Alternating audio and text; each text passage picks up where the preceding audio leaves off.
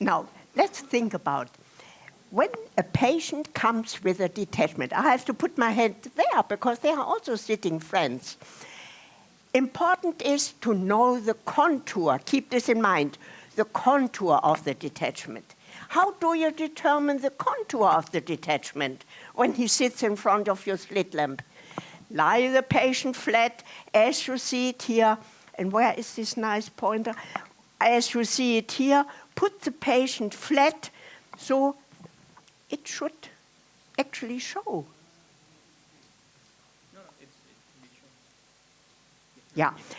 Put the patient flat on a stretcher. You examine with binocular indirect ophthalmoscopy, because you will use this later on in surgery anyway. You have to be competent in it. And tilt the head to the right and the head to the left, so you know the contours.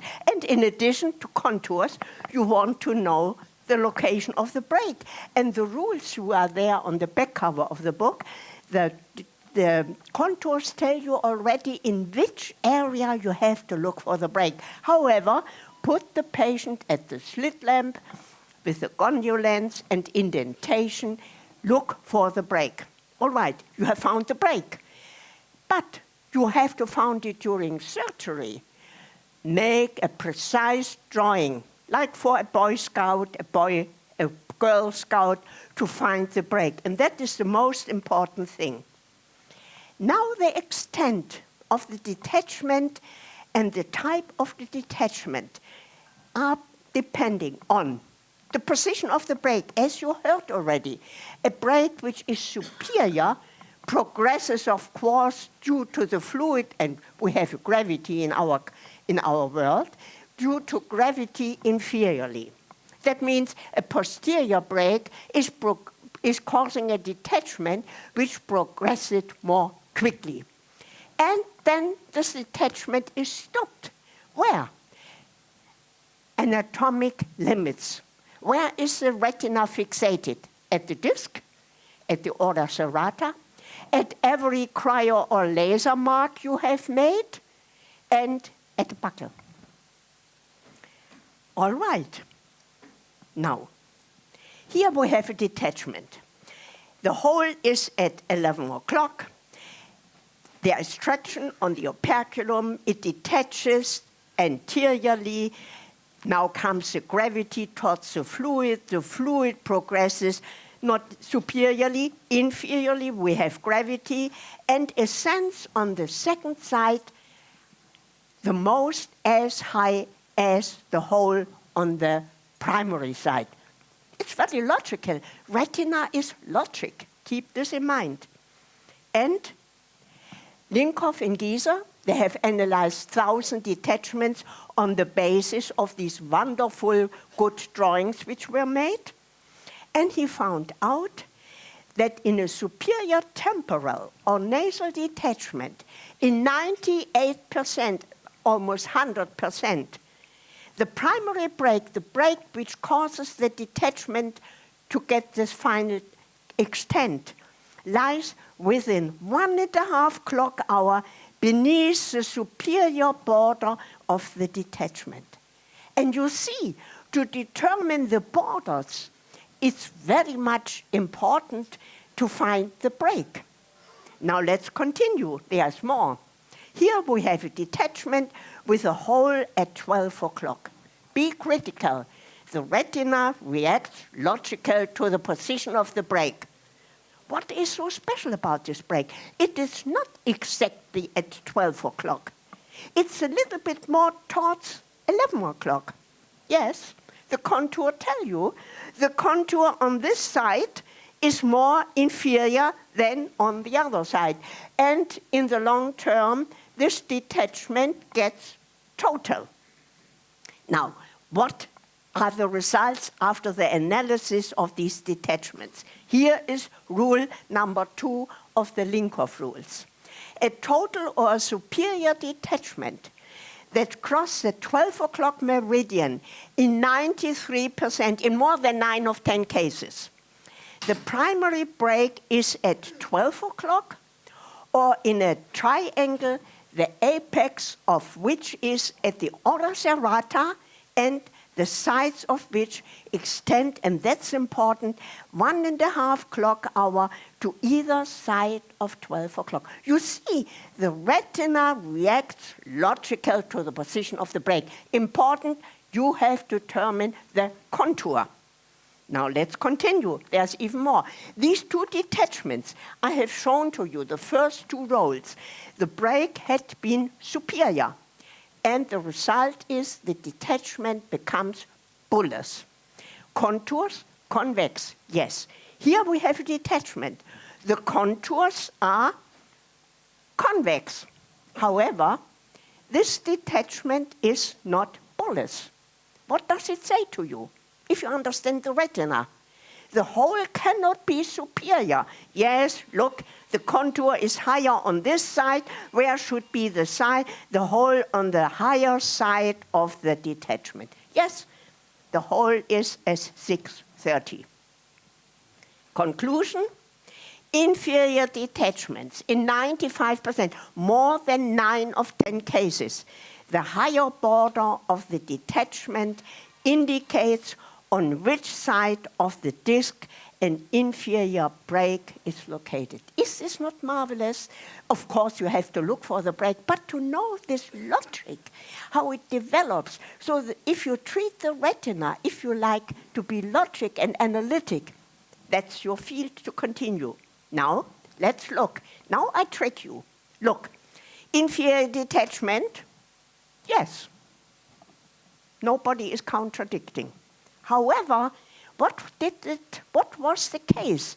We said an inferior detachment is not bullous. This inferior detachment is bullous, and you did not find a brake. Be logic. Remember the first slide I'll show you. Study the patient lying flat and tilt the head to 3 o'clock. The contour does not change. All right, this contour is okay. Tilt the head towards 9 o'clock. Suddenly a sinus is opening and the retina reattached logical. There is a tiny little break at 9 o'clock you had overlooked. It is actually not an inferior detachment. It is a detachment bullous, inferiorly bullous with a superior break. What is the conclusion? So-called inferior bullous detachments.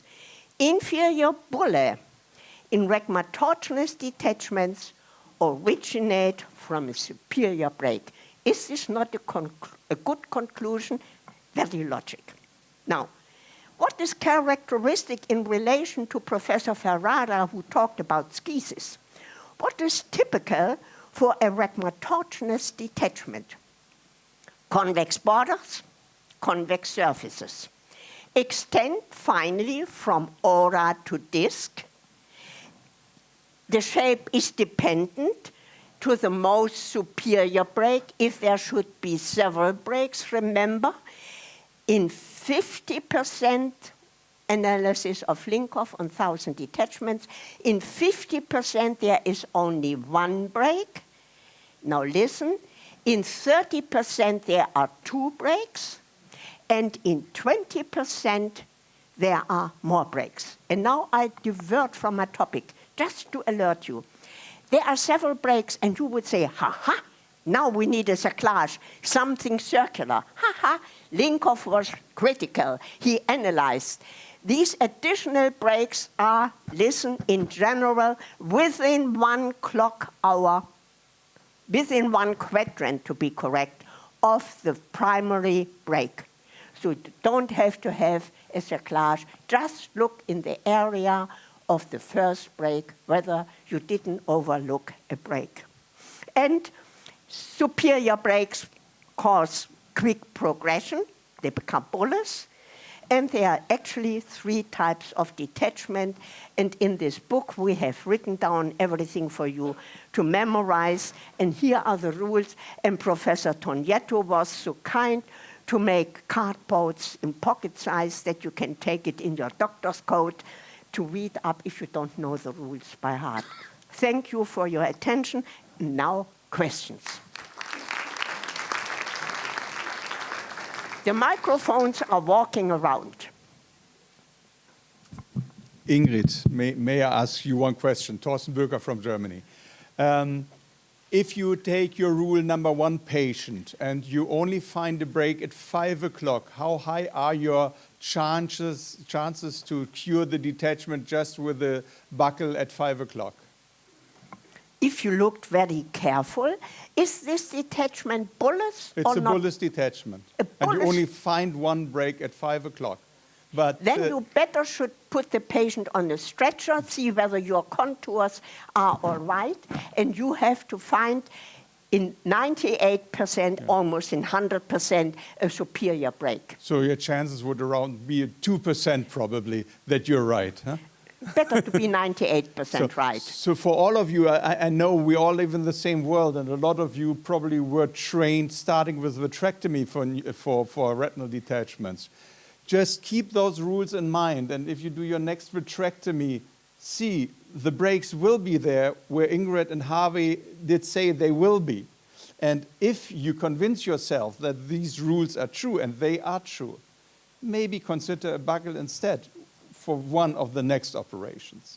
So for all of the others who start doing or seeing detachments, improve your skills of ophthalmoscopy. Find all the breaks before the operation, not on the table. Find them preoperatively. And if you find them preoperatively, you will be able, with a detailed drawing, to find them again in surgery and to just have a buckle, a non-drainage buckle, instead of a vitrectomy. So we want to encourage you to keep open-minded, to think about the things you are doing or you want to do in your future. So be open-minded and maybe lose your, or just leave your comfort zone of sitting down doing a vitrectomy.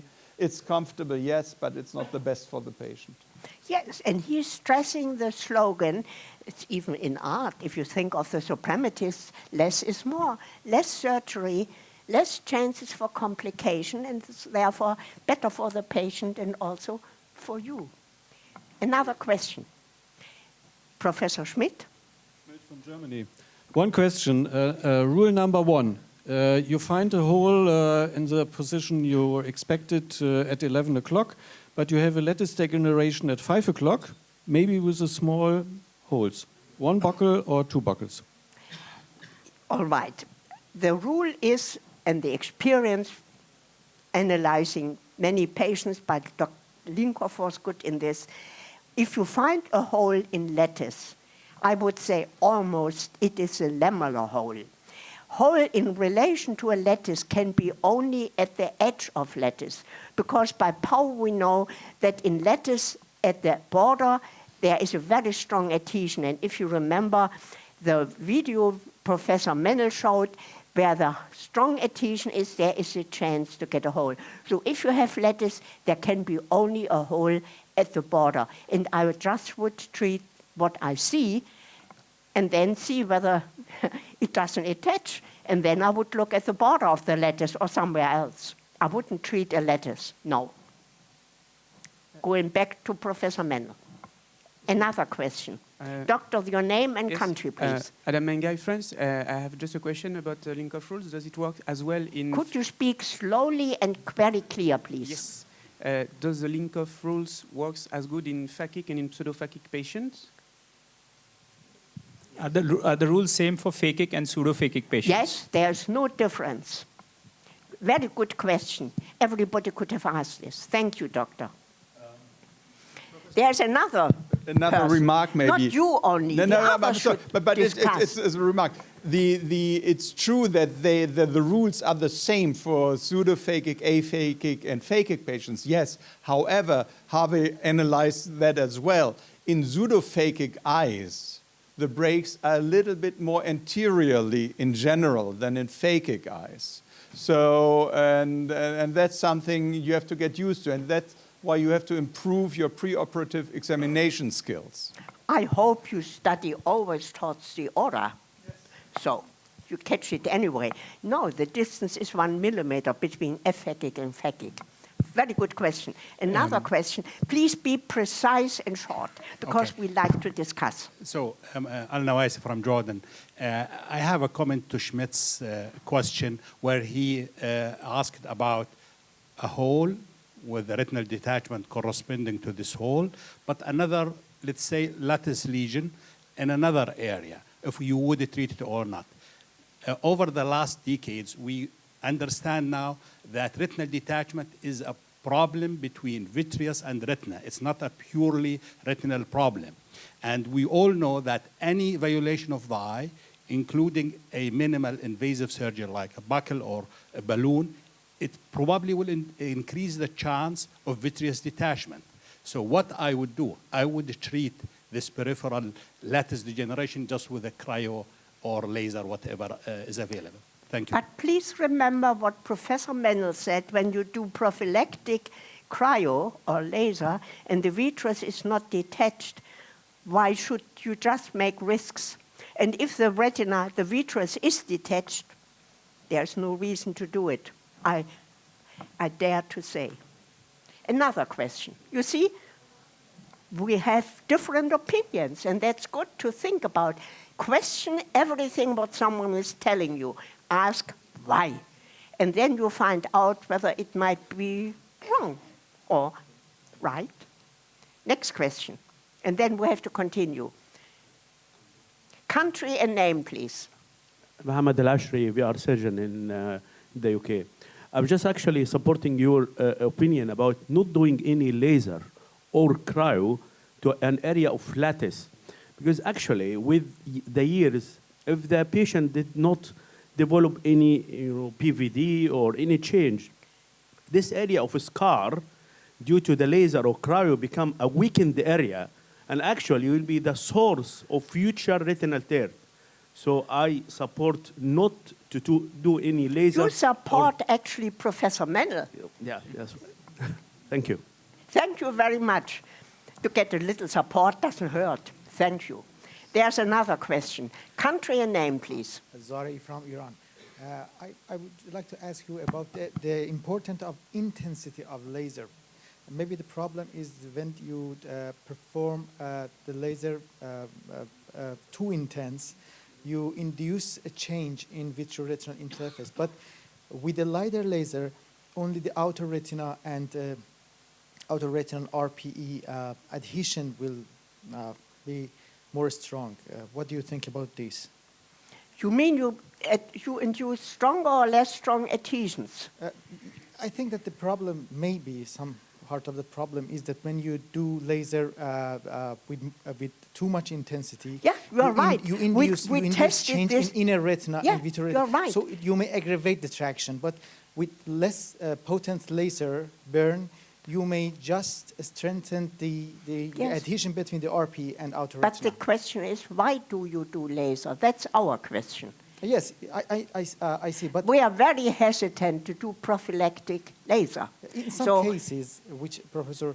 And with cryo, we did animal experiments. You can induce a light lesion, which is an interdigitation lesion. You can make a medium lesion, which is by desmosomes. It's stronger, and you can make with higher intensity of cryo. You even can make a chorioretinal scar penetrating the Bruch's membrane to the choroid. That's too much. So I think whenever you do a coagulation, thank you for your remark. You have to think about, first, is it needed?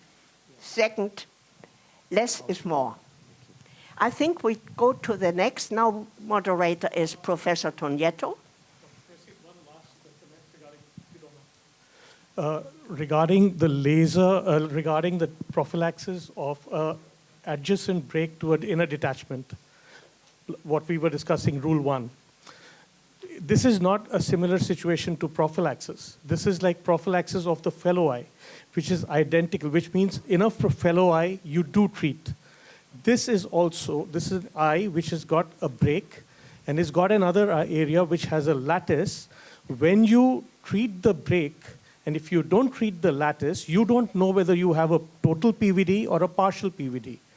And if you have a partial PVD, the chances are that the break could come faster in this patient. So you may get a higher incidence of recurrence. So I it's better think- to treat rather than leave. That's a very sophisticated explanation. Does Professor Mendel have to add something because it's your topic? So kurz wie möglich.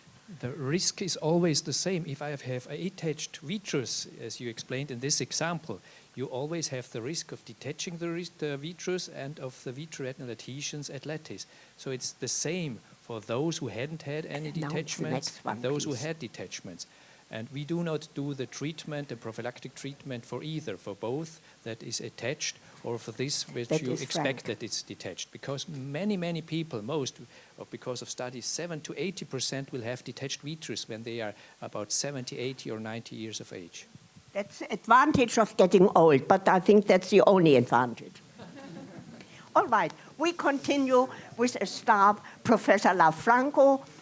He will talk about how to do this minimal extraocular, that means